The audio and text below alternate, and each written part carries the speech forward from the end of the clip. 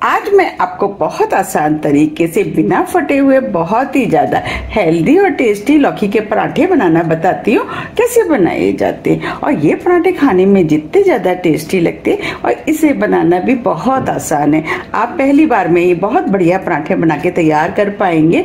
और इन पराठों के साथ खाए जाने वाला हम रायता भी बनाएंगे। तो चलिए बनाना शुरू करते हैं। हम बूंदी का रायता बनाएंगे तो उसके लिए ये हमने 1/4 कप बूंदी ली है, वो हम इस बाउल में डाल देते हैं। आधा कप पानी। अब बूंदी को हम 10 से 15 मिनट के लिए फूलने के लिए ऐसे ही छोड़ देते हैं। जब तक बूंदी फूल रही है हम आगे की तैयारी कर लेते हैं। हम लौकी के पराठे बना रहे हैं, उसके लिए ये हमने 500 ग्राम लौकी लिए। तो सबसे पहले हम लौकी को छील लेते हैं। लौकी का जो ऊपर वाला पोर्शन होता है उसे हम काट देते हैं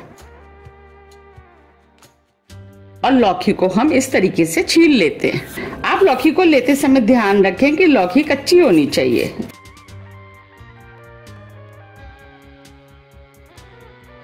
ये हमने लौकी को छील लिया है। लौकी का जो पीछे वाला पोर्शन होता है उसे हम काट देते हैं।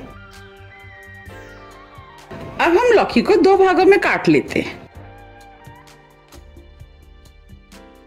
देखिए ये लौकी एकदम कच्ची है, इसके अंदर बीज नहीं है। अब हम लौकी को कद्दूकस करेंगे। इसके लिए ये हमने कद्दूकस लिया है। हमें लौकी को इस तरीके से कद्दूकस करना है।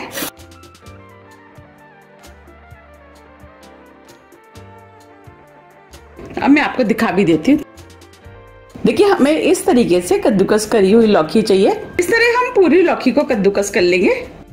अगर आपकी लौकी में बीज है तो आप बीच वाले पोर्शन को निकाल सकते हैं। ये हमने सभी लौकी को कद्दूकस कर लिया है।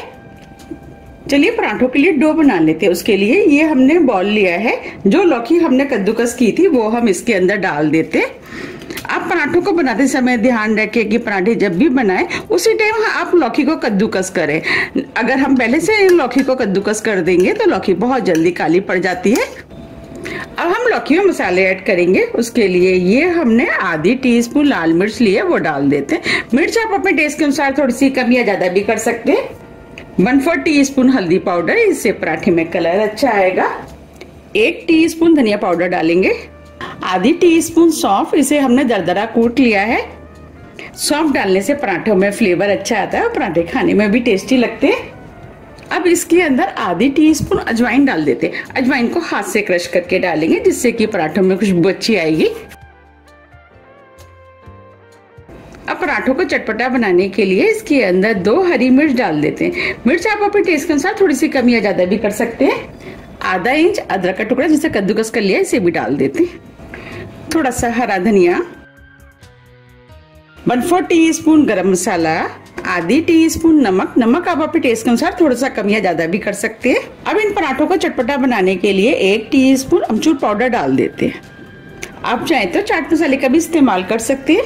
अब सभी मसालों को हम मिक्स कर देते हैं। हमने लौकी के अंदर से पानी को नहीं निकाला है, हम इसी पानी में डो बनाएंगे। अब ये सभी चीजें अच्छे से मिक्स हो गई हैं। अब इसके अंदर 1.5 कप गेहूं का आटा डाल देते हैं। अब इन पराठों को और भी ज्यादा टेस्टी बनाने के लिए इसके अंदर 2 टेबल स्पून बेसन डाल देते हैं। अब ये पराठे खस्ता बने तो उसके लिए 1 टेबल स्पून देसी घी डाल देते हैं। आप देसी घी की जगह ऑयल का भी इस्तेमाल कर सकते हैं। अब हम इसका डो बना लेते हैं। हमें आटे की जरूरत पड़ेगी तो हम आटे का यूज बाद में करेंगे, अभी लेकिन हम इसी से डो बना लेते हैं। आप इन पराठों को लंच, डिनर, ब्रेकफास्ट आप कभी भी बना सकते हैं। और आप चाहें तो बच्चों के लंच बॉक्स में भी बना करके रख सकते हैं। जैसे कि बच्चे लौकी खाना पसंद नहीं करते हैं, आप अगर इस तरीके से उनको पराठे बना के देंगे तो वो पराठे तो खाएंगे, उसके साथ लौकी भी खा लेंगे।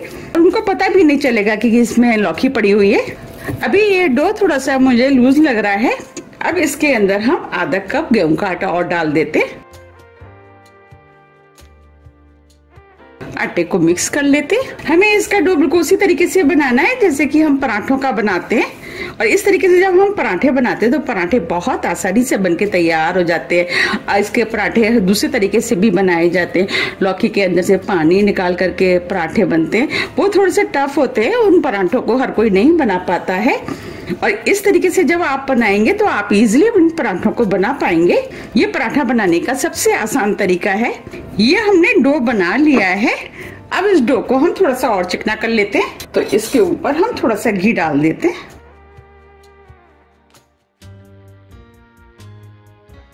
और इस तरीके से हम डो को चिकना कर लेते हैं।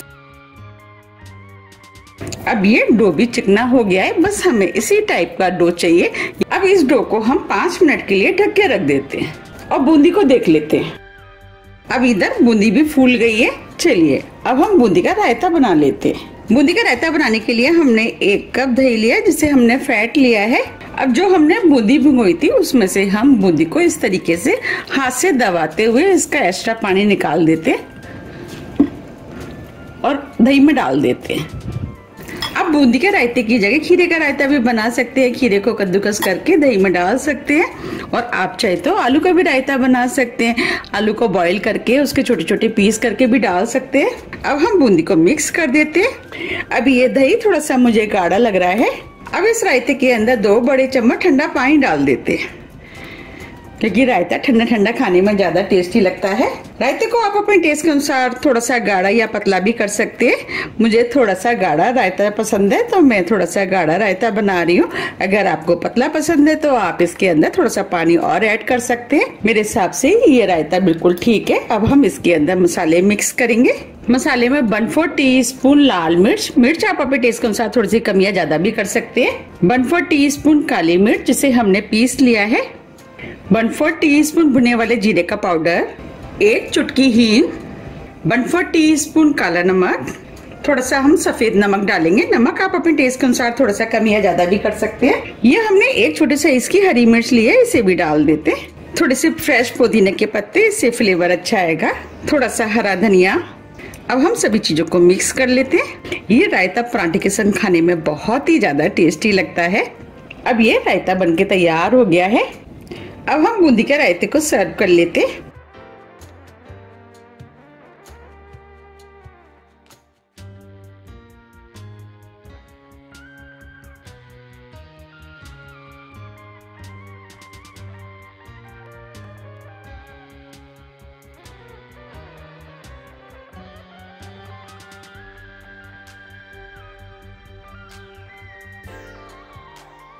अब इसके ऊपर हम थोड़ी सी लाल मिर्च डाल देते हैं जिससे ये रायता देखने में सुंदर लगेगा।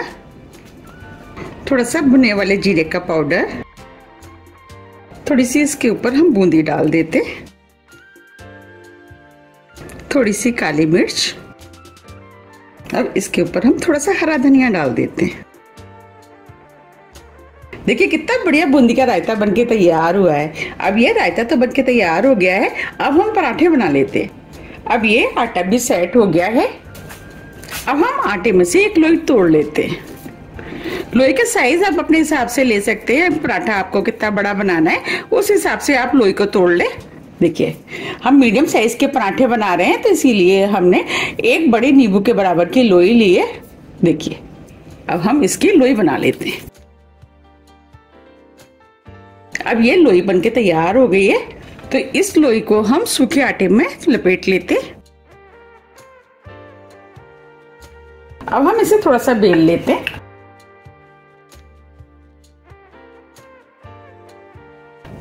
ये हमने बेल लिया है।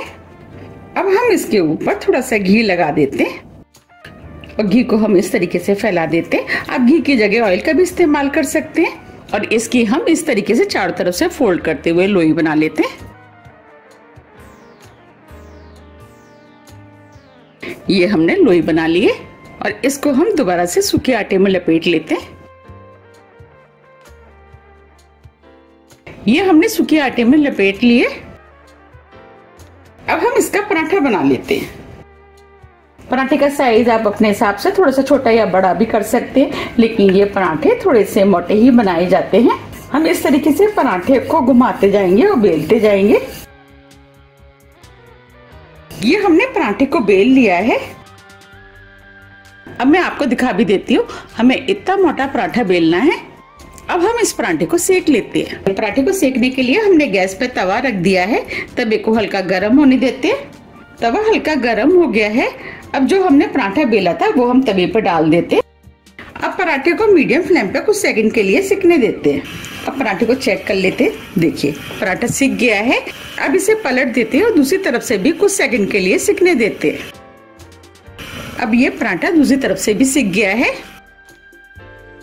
अब इसके ऊपर हम थोड़ा सा घी लगा देते हैं। अब घी की जगह ऑयल का भी इस्तेमाल कर सकते हैं।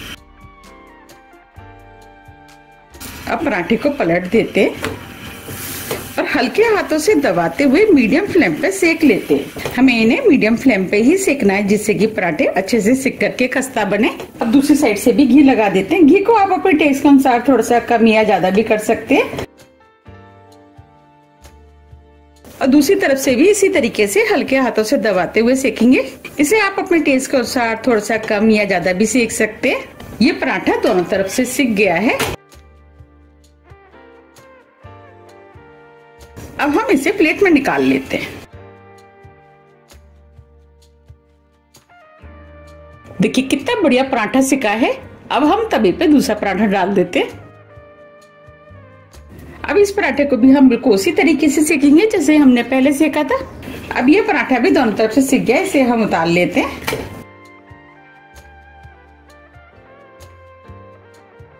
देखिए कितने बढ़िया पराठे बनके तैयार हुए हैं। इस तरह हम सभी पराठे बना के तैयार कर लेंगे। ये हमने सभी पराठे बना के तैयार कर लिए हैं।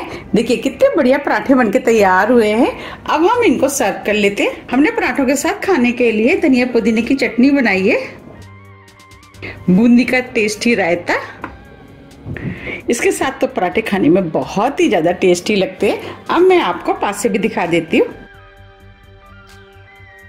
देखिए कितने बढ़िया लौकी के पराठे बनके तैयार हुए हैं। अब मैं आपको पीछे से भी दिखा देती हूँ। देखिए कितने बढ़िया सिके हैं और एकदम सॉफ्ट और खस्ता बनके तैयार हुए हैं ना, एकदम सॉफ्ट और खस्ता। और ये खाने में भी बहुत ही ज्यादा टेस्टी लगते हैं।